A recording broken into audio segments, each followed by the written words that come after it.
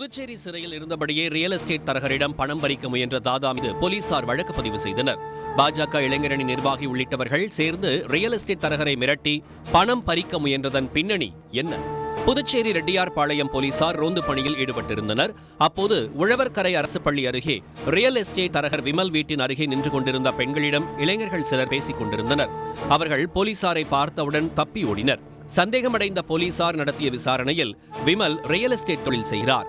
சமீபத்தில் உழவர்கரை பள்ளிக்கு பின் உள்ள இடத்தை விட்டுக் கொடுத்ததில் விமலுக்கு பணம் வந்துள்ளது. அந்த பணத்தில் பங்கு கேட்டு சிறையில் உள்ள மர்டர் மணிகண்டன் மொபைல் போனில் விமலை தொடர்பு கொண்டு மிரட்டினார். ஆனால் விமல் பணம் தரவில்லை என்று கூறப்படுகிறது. இதனால் மணிகண்டன் தனது கூட்டாளிகளை விமல் வீட்டுக்கு அனுப்பி பணம் கேட்டு மிரட்டியது தெரியவந்தது. இதையடுத்து பணம் கேட்டு மிரட்டிய மணிகண்டனின் கூட்டாளிகள் ரஞ்சித்குமார், பிரகாஷ்குமார், ஜெரால்ட் ஆகியோரை வேல்ராம்பட்டு ஏரிக்கரை அருகே போலீசார் கைது செய்தனர். அவரிடமிருந்து ஒரு பைக் மற்றும் மாமூல் வசூல் பணம் 1,70,000 பறிமுதல் செய்தனர். மேலும் கைது செய்யப்பட்ட ரஞ்சித்குமார் அளித்த வாக்குமூலத்தின்படி மிரட்டி பணம் வசூல் செய்த வழக்கில் சிறையில் உள்ள ரவுடி மர்டர் மணிகண்டனும் சேர்க்கப்பட்டிருக்கிறார். கைது செய்யப்பட்ட மூவரையும் சிறையில் அடைத்தனர்.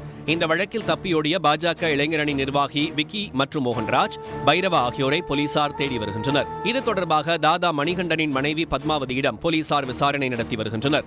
சிறையில் இருந்தபடியே பாஜக நிர்வாகி உள்ளிட்டவர்களை வைத்து ரியல் எஸ்டேட் தரகரிடம் பிரபல தாதா பணம் பறிக்க முயன்ற சம்பவம் பரபரப்பை ஏற்படுத்தியுள்ளது. உடனுக்குடன் செய்திகளை தெரிந்து கொள்ள சன் நியூஸ் பெல் ஐகானை கிளிக் பண்ணுங்க.